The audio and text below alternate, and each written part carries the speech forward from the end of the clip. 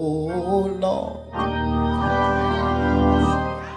how excellent. Hey, Bays, it's your girl Brooke going live with the Breed Talk NBA Squad. We're gonna talk about this GloRilla Make the Stallion drama. Is it the fans or are the girls losing the recipes? I mean, I don't know. But before we get started, let's like, comment, and subscribe. Tap that notification bell so you can get all the updates and alerts. And remember, opinions are not facts, and everything we say here is allegedly and for entertainment purposes solely. So sit back, relax, sip you some apple juice or my faith in vegan water, and let's get into the mess, shall we? So y'all know when it comes to female rap, I like to give my truest, purest, unadulterated opinion about the things that I see and add to the conversation. I'm here for everybody else's conversation, but I am not doing Stan Twitter. If you're coming here with your Stan Twitter talking points, please save it. Please save it. Because I was a content creator the entire time GloRilla came on the scene.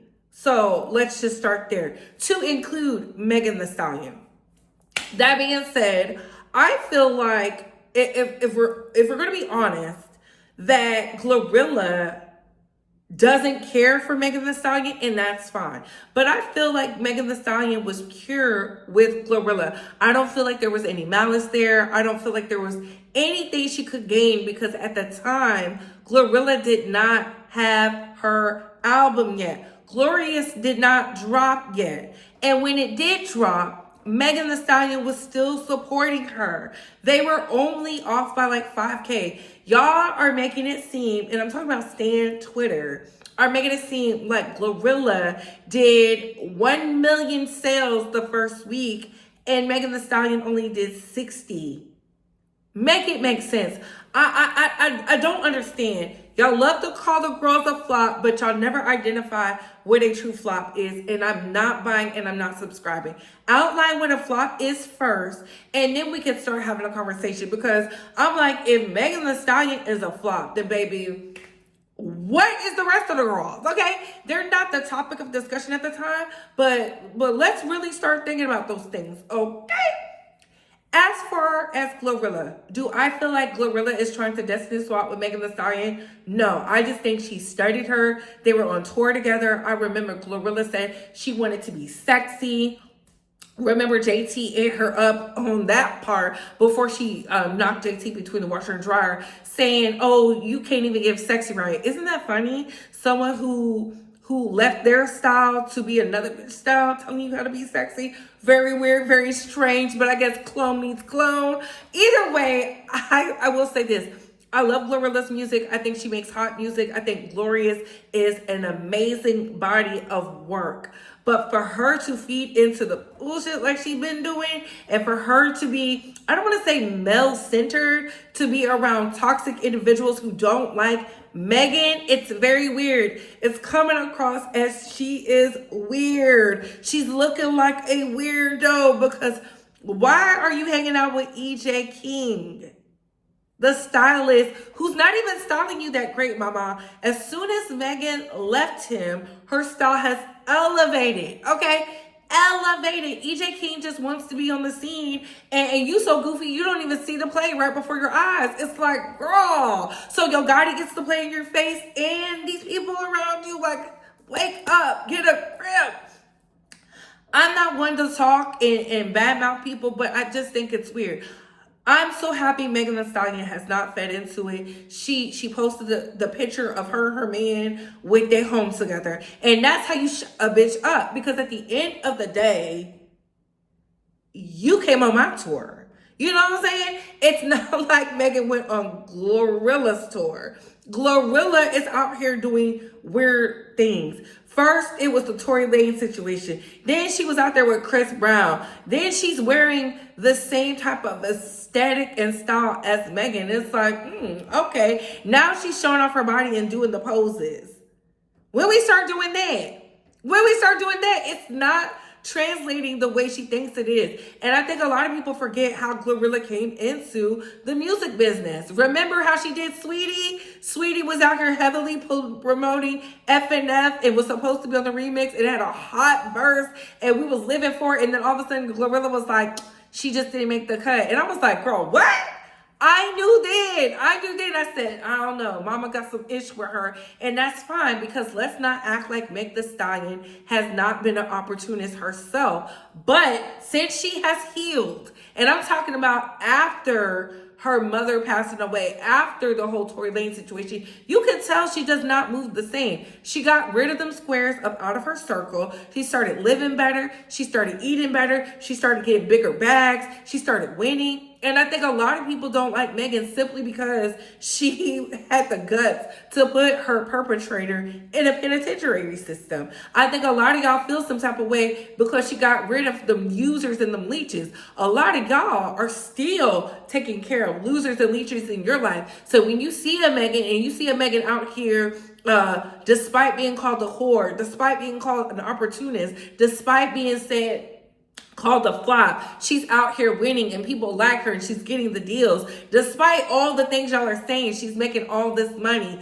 And it is so unfortunate because so many of you can learn from a Meg Thee Stallion story. It's like, baby, y'all want to talk about the yesteryears. Let's talk about today and the future. Because if we're going to be honest,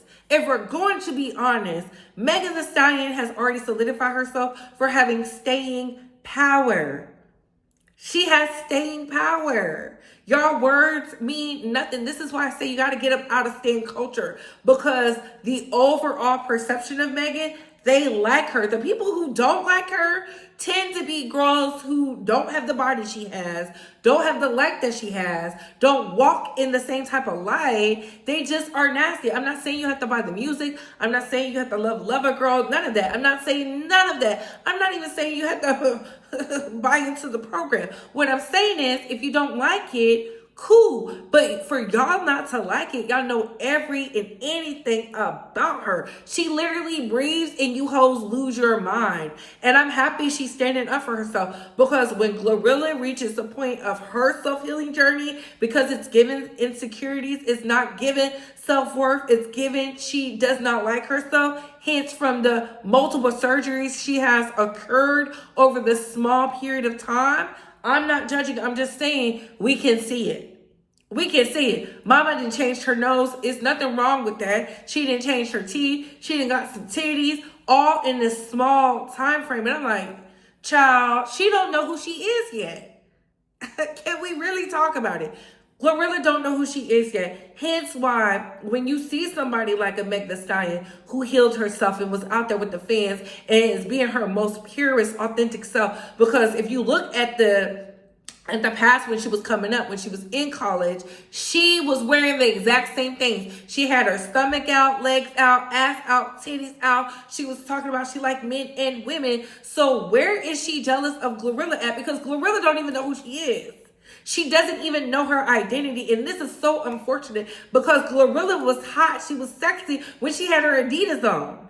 She was hot. She was sexy when she was wearing her cargos. When she is wearing her tomboy fashions, I don't like to call it that, but when she is dressed in her androgynous clothing, sis eats down. You can tell that's her lane. Her wearing these heels and being a sex kitten, she doesn't think she's sexy unless she's doing that. And I'm like, girl, this is not from your playbook. So for anybody to sit up here and believe the lies, the fairy tales, and the fallacies that Megan Thee Stallion is jealous because GloRilla outsold her is so weird to me, because they was hanging out.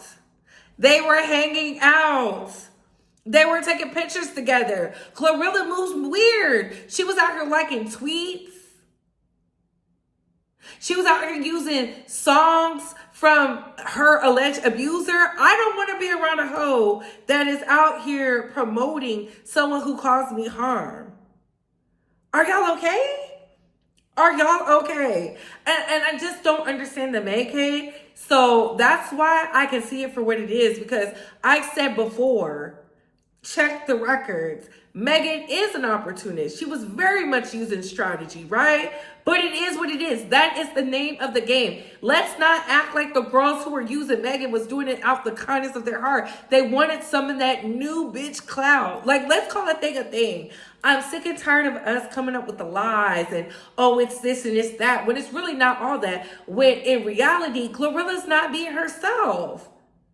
She's not being herself. Everything about it is Megan coded.